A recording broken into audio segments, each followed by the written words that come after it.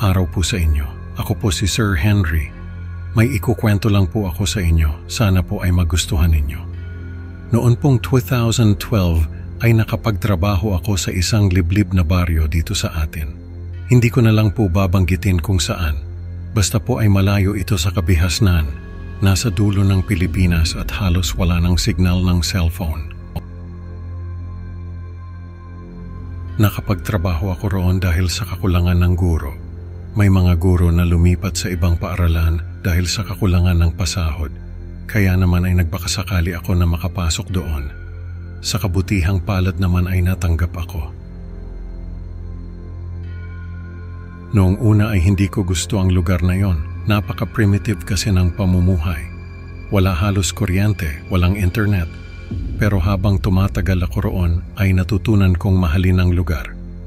Naging interesado ako sa mga sinaunang bagay na nakatago sa lugar na iyon. Isang araw ay may nakita ako na maliit na kahon sa likod ng paaralan. Nakabaon ito sa lupa pero dahil sa ulan ay lumitaw ito.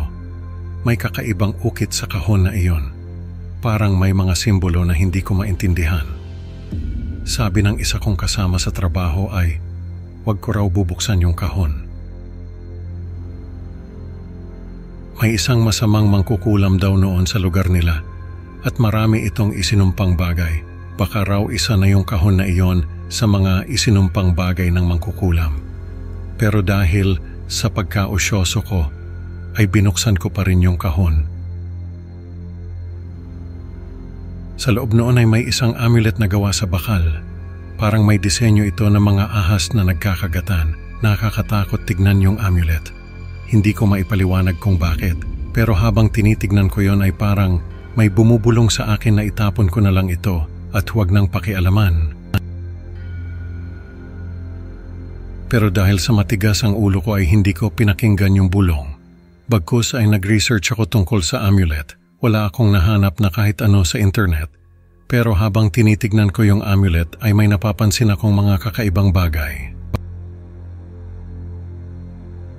Yung kaibigan kong guro na nagsabi na huwag kong buksan yung kahon ay bigla na lang nagkasakit. Tapos yung cellphone ko ay nagkakaroon ng mga kakaibang mensahe. May mga mensahe na nagsasabing, "Isuli mo ako, pakawalan mo ako." Hindi ko alam kung ano ang ibig sabihin ng mga mensaheng yon. Natatakot na ako noon, pero dahil sa matigas ang ulo ko ay pinagpatuloy ko pa rin yung pag-research tungkol sa amulet. May nakausap akong matanda na nagsabi na may ilang tao na ang nakakita ng amulet na yon. Lahat daw ng nakakita noon ay namatay. Ang huling nakakita noon ay yung mismong mangkukulam na gumawa noon.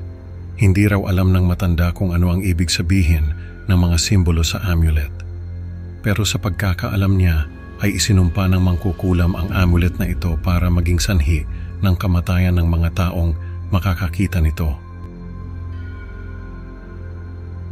Doon ako natakot kasi nga ay parang may mga nangyayaring kakaiba sa akin. Hindi ko lang sinasabi sa iba. Yung mga mensahe sa cellphone ko ay mas lumalala pa. Hindi lang basta mga mensahe ang natatanggap ko. Pati mga tawag. Kapag sinasagot ko yung tawag ay wala naman akong naririnig kundi mga bulong. Tapos ay nagkakaroon ako ng mga kakaibang pangitain. Kapag tumitingin ako sa salamin ay nakikita ko na may mga ahas na gumagapang sa katawan ko. Kapag tumitingin naman ako sa bintana ay may nakikita ako na mga taong nakatayo sa labas. Nakatingin sila sa akin at parang galit na galit. Hindi ko na alam ang gagawin ko noon. Natatakot na ako, kaya isang gabi, habang malakas ang ulan at nagkakaroon ng bagyo ay lumabas ako ng bahay. Binalak kong itapon sa gitna ng bagyo yung amulet, pero pagtingin ko sa mesa ay wala na yung amulet. Hindi ko alam kung saan napunta yon, pero ang hinala ko ay may kumuha na noon. Hindi ko alam kung sino o kung ano, pero mabuti na lang at tinigilan na ako ng amulet na yon.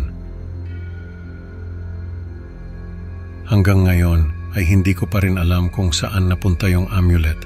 Sana ay hindi na lang ito matagpuan ng kahit sino. Baka kasi ay makuha ito ng isang usyoso na katulad ko at magdulot ng kamalasan sa kanya.